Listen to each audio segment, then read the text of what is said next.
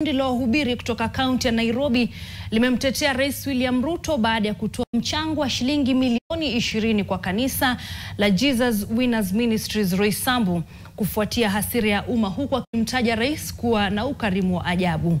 Wakiongozwa na Mtume John Mwangi katika mkutano wa waandishi wa habari kwenye mkahawa mmoja huko Ruiru, wamesisitiza kwamba mchango wa rais haupaswi kuwekwa katika mizunguko ya kisiasa. Kwenye mkutano huo, makasisi hao wamesema kwamba askofu mkuu wa Jesus Winner Ministries Edward Mwai amekuwa mstari wa mbele kuombea ustawi wa serikali. Kundi hilo la wahubiri lilipinga vikali mipango ya vijana kuvamia kanisa hilo Jumapili, akiwaomba kuchukua hatua ya kujiunga na fursa ya shughuli kuajiriwa inayofanywa kanisani humo na waziri wa leba Alfred Mutua.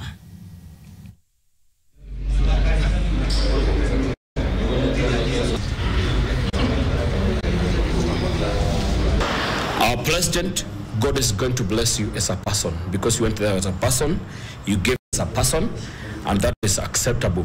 Huyo ndiye aliyemuombea na tukaona ya kwamba ilitimia. Nabii akishafanya jambo likatimia. Sasa huyo amerudi Shiro kusema asanti. Tena kurudi Shiro ni shida. Kurudi Shiro kushukuru ni shida. It is a high time we see that there is a job opportunity that have been opened to the agencies. I would urge you, my children, go there, seek for employment, and see what God will do to your life. It is an open opportunity.